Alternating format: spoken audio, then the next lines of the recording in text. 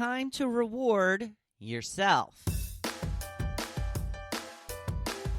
Welcome to the Hopefulist, a daily talk show hosted by veteran broadcaster Wendy McClure.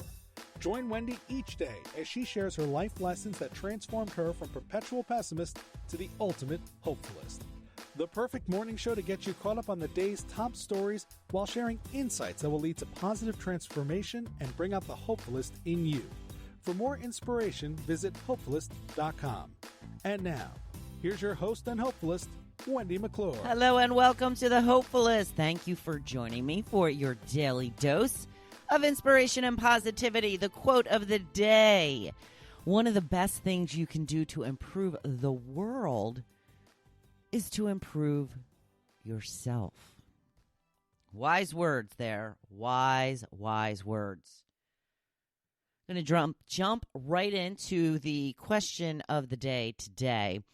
I wanted to hear from you. What do you think the key is to a happy marriage? Now, some of this went a little off key and became made light of a little bit, shall we say? But here are some of your answers. Carolyn says communication, support choosing your battles, and date nights. Corinne, communication and trust. Kathy says marry someone who you love but is also your friend. Jim says trust. Without it, you have nothing. Communication is key, too. Let's see. Martin says happy wife, happy life. That's my favorite answer so far. Nancy says a sense of humor. Marianne says respect and loyalty. Kim says compromise. Marcy says, my dad says the key to a happy marriage is 3 words. I was wrong. He's been married for 55 years, so maybe there is something to that. Megan says communication and lots of wine. Sandy says divorce. Marianne says separate vacations. Michelle says don't do it. Yeah, we started to veer off a little bit into the crazy. Deborah says respect and trust, and John says listening. I say making each other laugh. I think that is really, really important. Something that my husband and I have been really good at in the last couple of years, and our marriage has never been better, never been stronger, and we are just 2 complete, total goofballs. Now, the reason that I asked this question is because I saw a new survey that I found to be very interesting that's found that all happy marriages have one big trait in common, and that is psychological flexibility. Okay, great, but what exactly is psychological flexibility? Well, it's one of the most essential and valuable skills that you can take with you in your life. It's about being easygoing, using acceptance, and choosing to think on the bright side despite what changes have to happen.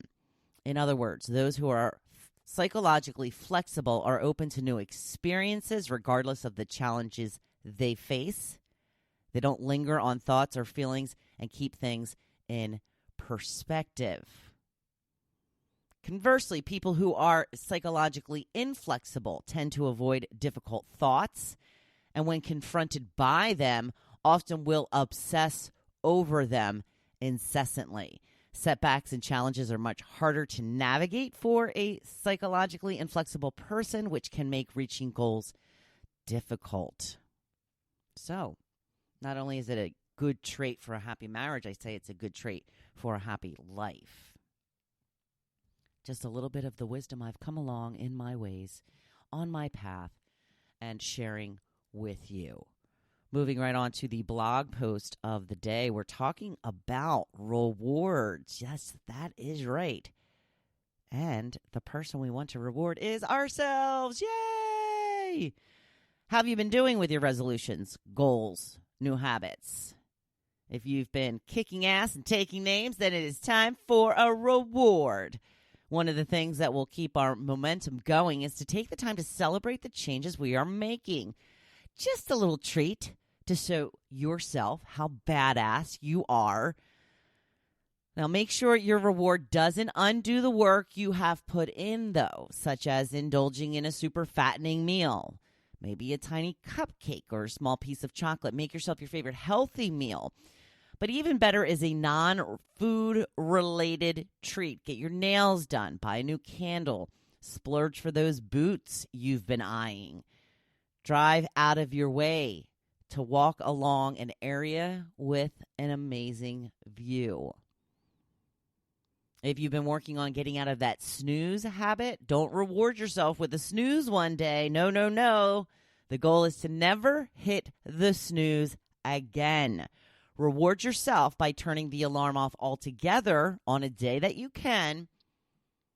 Then luxuriate in the linens while waking up on your own. Snuggle with the dog, cuddle with your honey. Grab your coffee and get back into bed. Make sure your reward is something that will not deter you from the amazing path you are currently on. If you've been keeping up with all your workouts, take one day to be a total lug. Line up those shows to binge watch, order all your meals in, and stay in your PJs all day. Or take glory in the fact that you have more energy and stamina by doing something you've always wanted to do. Go horseback riding, play pickleball, give snow tubing a shot, or head to a skating rink to take a whirl. Taking the time to reward yourself for your accomplishments are so important. You deserve a little extra for all your hard work. Take the time to celebrate you. Because what's better than you? Well, a new and improved you who lives life on her own terms, doesn't let others hold her back, and keeps the promises she makes to herself. Yes, that is you. Oh my, it is Thursday already. One more day to the weekend. Anybody else think this week is going fast? It's going really fast for me. Find something to spoil yourself with for all your hard work. You deserve it. Now, go on out there and continue being badass. As always, I'm right here cheering you on. Thank you for listening to The Hopefulist, hosted by Wendy McClure. For more inspiration, please visit hopefulist.com. Thanks, and we'll see you tomorrow on The Hopefulist. You deserve a treat today.